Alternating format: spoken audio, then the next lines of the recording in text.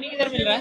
नमस्कार दोस्तों, अभी मैं उपस्थित हूँ यहाँ पर ब्राह्मण बिहार समाज बैठक का महाबैठक हो रही थी और उसमें हमारे साथ जुड़ रहे हैं आदित्य सिंह करके, जो यूट्यूब पर फेसबुक पर इनकी चेहरा को कोई मोहताज नहीं है, लगभग लोग जानते ही है। मैं इनसे जानने का प्रयास करूंगा सर कि आपका जो भुइहार समाज का जो बैठक हुई है, ब्राह्मण समाज का जो बैठक हुई है, उसके बारे में हमारे दर्शकों को बताएं कि कुछ प्रेरणा मिले इससे आगे बढ़ने की।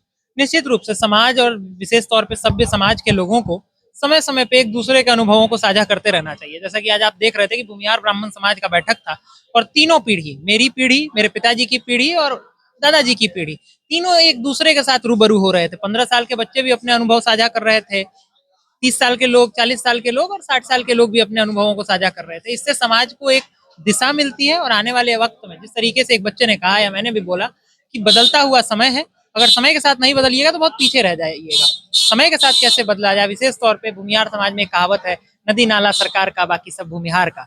ये कहावत तब के लिए बहुत अच्छा था जब पूरा का पूरा इकोनॉमिक सिस्टम जो था, आर्थिक व्यवस्थाएं थी, वो कृषि पे आधारित थी। आज का दौर आईटी का दौर है, एआई का दौर है। इसीलिए मैंने मंच से कहा कि अब नदी नाला सरकार का, बाकी सब भूमिहार का, ये पुराना हो गया। अब नया ये होना चाहिए कि डिजिटलाइजेशन भी भूमिहार का, ग्लोबलाइजेशन भी भूमिहार का, इंडस्ट्रियलाइजेशन भी भूमिहार का, इनोवेशन भी भूमिहार का, एजुकेशनल इंस्टीट्यूशन भी भूमिहार का, और तब जाकर के हम देखेंगे कि ट्रांसफॉर्मेशन भी भूमिहार का हो रहा होगा। ये चीज़ आपने बताया कि बहुत अच्छा लगा हमारे बिहार से लेकर के भारत के दर्शकों को। एक चीज़ और बताया कि हमारे जो अभी ने आप लोगों ने कार्यक्रम की, उससे हमारे गरीब शोषित वंचित जो समाज के लोग हैं, आपके समाज में जो दबे कुछ लोग जो छूट जाते हैं, उनकी सहायता के लिए आपकी समाज क्या कर रही है? बस देखिए, हम बस आपके समाज के पहले लोगों को एक बात हम कहना चाहेंगे, बात ये कहना चाहेंगे कि जिस तरीके से गांव में हम देखते हैं कि किसी व्यक्ति को किसी शहर जाने का या किसी दूसरे गांव जाने का रास्ता पता होता है, तो ज्यादा बेहतर बता सकता है कि उस रास्ते पे चला कैसे जा सकता है। उसी तरह हर समाज में, गरीब शोषित वंचित समाज में भी, अगर आप सबसे दलित समाज में भी जाइएगा तो कोई ना कोई अम्बेडकर आपको जरूर मिल जाता है। आप उन लोगों के अनुभवों को साझा करने के लिए इस तरीके की बैठकों का आयोजन अपने समाज में कीजिए। देखिए, राष्ट्र की सबसे छोटी इकाई समाज है और उसकी भी सबसे छोटी इकाई जाति है। जातियों में एक दूसरे के प्रति कंपटीशन नहीं, एक दूसरे के प्रति सपोर्ट होना चाहिए, कोलैबोरेशन और कॉम्बिनेशन होना चाहिए। हम लोग कहते तो हैं, मैं आपके समाज को बड़ा सम्मान पूर्वक कहना चाहूंगा कि ये तो कहते थे कि भाई बहुजन और हरिजन के साथ गलत नहीं होना चाहिए। ये सब तो ठीक है, गलत नहीं होना चाहिए, ये तो सही बात है, लेकिन अच्छा होना चाहिए, ये ज्यादा इंपॉर्टेंट बात है। और अच्छा कैसे होगा, उसके लिए काम करना पड़ेगा, उसके लिए काम एजुकेशन पे करना पड़ेगा। इस पूरी बात की बुनियाद क्या है? जैसे यहाँ जितने लोग बैठे हुए थे, मेरी बातें लोग यही कह रहे हैं, भाई आप बोलते अच्छा है क्योंकि आप पढ़े अच्छा है। अभियानंद सर आए हैं, आईपीएस अफसर रहे, डीजीपी रहे बिहार के, पढ़े अच्छा है। एक और सर आए हुए न्यूरो सर्जन है, पढ़े अच्छा है। कोई कैंसर स्पेशलिस्ट है, पढ़े अच्छा है। आर्थिक रूप से सब समृद्ध है, सामाजिक रूप से समृद्ध है, कोई राजनीतिक रूप से समृद्ध है, ये सब देख रहे हैं। उसकी बुनियाद में शैक्षणिक तौर पे समृद्ध होना है, और इसीलिए आपके समाज को समझना पड़ेगा कि शैक्षणिक तौर पे कैसे मजबूत हुआ जा सकता है। उस पूरे समाज से आज हर किसी को मानना पड़ता है कि एक डॉक्टर बाबा साहब अम्बेडकर निकले ना, लेकिन पिछले 80 साल में ये देश आजाद है, सब अधिकार है, फिर भी हम अम्बेडकर क्यों नहीं बना पा रहे हैं? उसका रीजन यही है कि अम्बेडकर ने शिक्षा को महत्व दिया और बाकी सब लोग ये मान के बैठ गए कि अरे अम्बेडकर तो हमारे परिवार में हुई ना गए थे। ये बिल्कुल वही बात है कि बाप दादा बहुत अमीर हो गए तो हम काम करना छोड़ देंगे। ये गलत बात है। सही तरीके से समझने की जरूरत है कि हर घर से अम्बेडकर निकलना चाहिए आपके समाज में, तब जाके आपके समाज में विशेष तौर पे क्रांति हो पाएगी। ये समझने की जरूरत है कि किन लोगों को हीरो बनाना है। समाज में नेतागिरी के नाम पे चंद्रशेखर रावण को हीरो बना दिया जाता है, जो कहते हैं कि आरक्षण होते रहना चाहिए। मेरा ये कहना है मेरे भाई, 100% आरक्षण हो जाए तो क्या हो जाएगा? इस देश में लाखों नौकरियां हैं, सरकारी नौकरी, मान लेते हैं 2300 लाख सरकारी नौकरी पे दलित को हम भर दिए, तो आप ही दावा करते हैं कि 80% आबादी इस देश में दलितों और पिछड़ों की है। तो आप ये मान लीजिए कि इस देश की आबादी में लगभग 104-5 करोड़ दलित प्लस हरिजन प्लस बहुजन होंगे। तो अगर उसमें से 20 लाख को नौकरी मिल भी गया तो बाकी बचे हुए 103 करोड़ लोगों का घर तो नहीं संवर जाएगा। जी नहीं। उनके लिए तो उनको पढ़ना ही पड़ेगा। यहाँ पे जो बिल्डिंग बना रहा है, जो सिविल इंजीनियरिंग करके आया है, वो कहीं ना कहीं पढ़ा है, वो सरकारी नौकरी नहीं कर रहा है, या फिर उसको आरक्षण का सपोर्ट नहीं मिला। आप ऐसा समझिए कि सपोर्ट मिला है, इसको बस एडिशनल फैक्टर मानिए, इसको केवल अनफेयर एडवांटेज मानिए। जैसे जीवन में हर किसी को किसी ना किसी प्रकार का कोई अनफेयर एडवांटेज मिलता है। मेरे जैसा व्यक्ति समृद्ध परिवार में पैदा हुआ, जिसके पिता और माता दोनों पढ़े हुए हैं, ये मेरा अनफेयर एडवांटेज है। लेकिन कोई और व्यक्ति रहा होगा जो बहुत अमीर परिवार में पैदा हुआ होगा, वो उसका अनफेयर एडवांटेज है। कोई व्यक्ति दलित समाज में पैदा हुआ है तो उसको 100 नंबर में 80 नंबर नहीं लाने हैं, 60 नंबर लाना है, 40 नंबर लाना है, ये उसका अनफेयर एडवांटेज है। यानी 5 उंगलियां बराबर नहीं हो सकती हैं, लेकिन मोटा मोटी सबको कुछ ना कुछ मिला हुआ है। 5 में से मिलेगा एक ही मेरे भाई, प्रकृति का नियम है, सबको सब नहीं मिलता है, लेकिन कुछ ना कुछ सबको मिला है, उसका फायदा उठाना शुरू करिए, सकारात्मक दिशा में काम करना शुरू करिए। सवर्ण, भूमिहार, भूमिहार ब्राह्मण, राजपूत, कायस्थ, ये दलितों के, हरिजनों के या बहुजनों के दुश्मन नहीं है। अगर किसी बाबा साहब अम्बेडकर को भीमराव राम जी अम्बेडकर बनाया गया तो एक ब्राह्मण ने ही भूमिका निभाई थी। अगर भीमराव राम जी अम्बेडकर प्रारूप समिति के अध्यक्ष थे इस देश के संविधान सभा के, तो प्रारूप बनाने वाला एक ब्राह्मण ही था BN राव के रूप में। उसके बाद भी अपना क्रेडिट किसी और को दिया गया।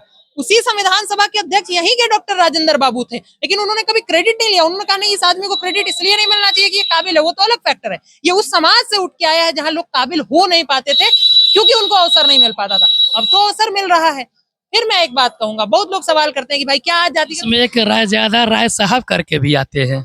जी हाँ, प्रेम नारायण रायजादा जी की बात आती है। उन्होंने एक भी रुपया नहीं लिया था, पूरे संविधान को अपने हाथ से उन्होंने लिखा था, क्योंकि उस दौर में इंग्लिश में। तो ये समझने की जरूरत है, जो मैं मैसेज देना चाहता हूँ कि हम लोग किसी से लड़ नहीं रहे, हम लोग किसी से दुश्मनी नहीं कर रहे। एक और पत्रकार आपके जैसे ही बड़े अच्छे से पत्रकार थे, 1 मिनट रुक जाइएगा, उन्होंने हमसे एक सवाल किया कि भाई आप लोग भूमिहार ब्राह्मण का बैठकी कर रहे हैं, इसका मतलब आप समाज को गलत संदेश देना चाहते हैं, बाकी समाज का विरोध कर रहे हैं, आप अपना ताकत दिखा रहे हैं। अपने माता, नहीं नहीं, ऐसा तो नहीं है। मेरा ये कहना है, अपने माता पिता का पैर छूने का मतलब ये थोड़ी होता है कि हम दूसरे के माँ बाप को गाली दे रहे हैं। अपने जाति का मीटिंग करने का ये मतलब थोड़ी होता है कि हम दूसरे का अपमान कर रहे हैं। हम दूसरे को भी कह रहे हैं कि भाई तुम भी करो, तुम भी करो। अगर तुमको लग रहा है कि हम गलत कर रहे हैं या हम सही कर रहे हैं, तो तुम भी सीखो इस चीज से। तुमको अगर किसी से अगर आगे निकलना है तो उसका पैर मत काटो। तुम देखो कि वो अगर तेज दौड़ रहा है, वो अगर 9 सेकंड में 100 मीटर दौड़ रहा है, तो हम 8 सेकंड में कैसे दौड़ सकते हैं? हम उसको गोली मार के खत्म कर देंगे तो कल को कोई और हुसैन बोल्ट पैदा हो जाएगा। तो सकारात्मक दिशा में बढ़ेंगे तो आपका समाज आगे बढ़ेगा। हम अलग नहीं मानते आप लोगों को। भूमिहार ब्राह्मण समाज हमेशा से सबको साथ लेके चलता रहा है। श्री कृष्ण बाबू पहले व्यक्ति थे जिन्होंने दलितों के लिए बिहार में मंदिर प्रवेश शुरू करवाया था। उस दौर में इस बात को स्वीकार करवा पाना एक नेता के तौर पे कितना मुश्किल रहा होगा, ये आप भी समझ सकते हैं। श्री कृष्ण बाबू पहले व्यक्ति थे जिन भूमिहारों के ऊपर सामंतवादी और जमीन से जुड़ा हुआ होने का आरोप लगता है। जो भूमिहार किसी भी कीमत पे अपने जमीन को नहीं छोड़ सकते। जमींदारी प्रथा का उन्मूलन बिहार से शुरू करके पूरे देश में उन्होंने करवाया था, वो भूमिहार समाज से आते थे। ये समझने की जरूरत है कि भूमिहारों ने हमेशा त्याग को चुना है, हमेशा त्याग को चुना है।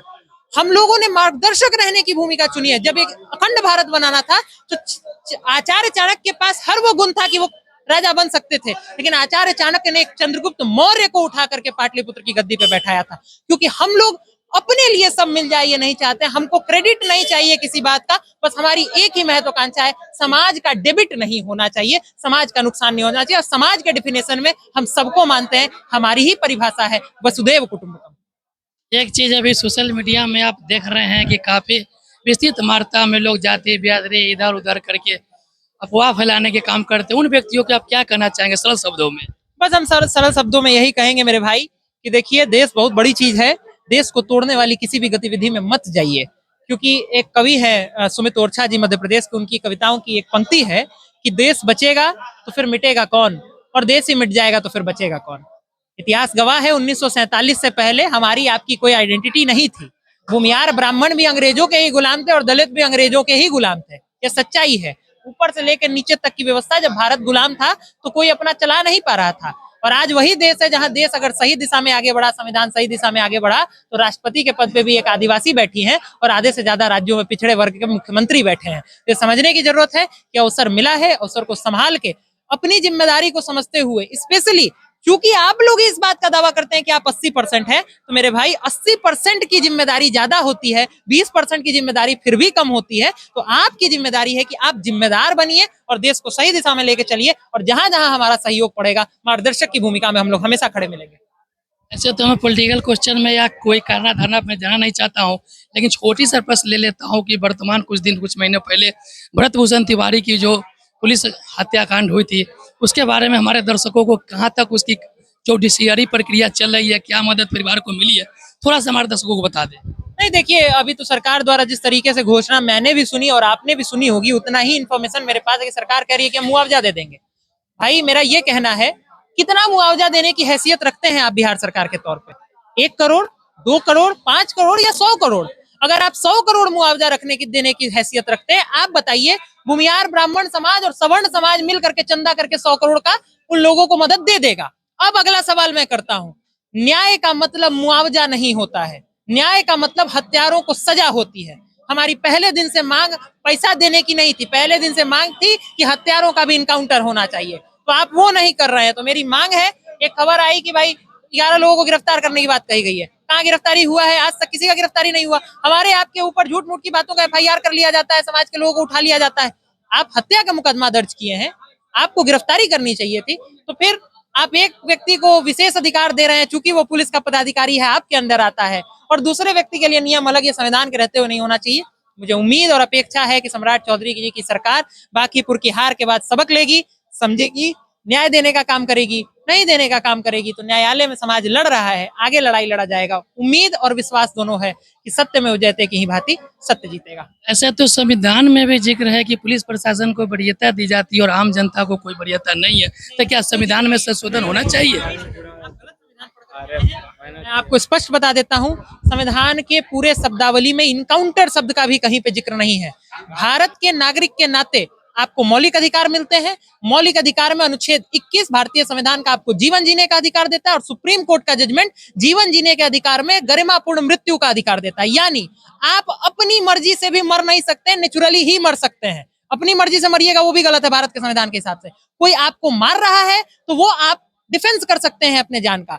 आपके पास जो अधिकार है वही पुलिस के पास अधिकार है, चूंकि उनके पास हथियार होता है, तो कि कोई उन पे गोली चला रहा है वो उनके ऊपर गोली चला देंगे। उस शब्द को इनकाउंटर कहा जाता है। इनकाउंटर जैसी कोई चीज होती नहीं है। प्रशासन को कोई अधिकार इनकाउंटर का संविधान के अंतर्गत नहीं दिया गया है। आपको भी सेल्फ डिफेंस का अधिकार है, मेरे को भी। हम चाकू से मार सकते हो, गोली से मार देते हैं, क्योंकि उनके पास ऑप्शन होता है। तो ये समझने की जरूरत है कि इनकाउंटर शब्द को गलत तरीके से यूज करके ये ना कहिए कि हमको पुलिस है तो हमको तो सब अधिकार मिला हुआ है, तो फिर इस देश का न्यायपालिका बंद कर देना है, इसका मतलब आप यही कहना चाहते हैं? ऐसा नहीं हो सकता है। संविधान को सही तरीके से पढ़िए। गलत आपने जो टिप्पणी की है, संविधान में ऐसा कहीं नहीं लिखा हुआ है। चलिए, अंत में हमारे समाज को बताते चले कि अपनी ओर से कि क्या करना चाहते हैं इस सब के बावजूद सही चीजों की बताएं। क्या क्या क्या अंत में आप अपने थोड़ा सा ले लेते हैं, अंत में अपने समाजों को जो सब हो गई उसके बारे में थोड़ी चर्चा कर दे, इस विवाह को विराम दिया जाएगा। नहीं नहीं, अब कोई चर्चा, मेरे ख्याल से मैंने सारी बातें बोल दी हैं, समाज समझ रहा है। अंतिम बात हम यही कहेंगे, क्या नहीं, चलिए, हमारे साथ आदित्य भाई जुड़े जो, हम खत्म कर देते हैं। हाँ सर, खत्म करेंगे। हम बस यही कहना चाहेंगे कि समाज को समझने की जरूरत है कि समाज को अगर आगे लेके जाना है, समाज को आगे लेके जाने की का जो काम है वो नई पीढ़ी का है।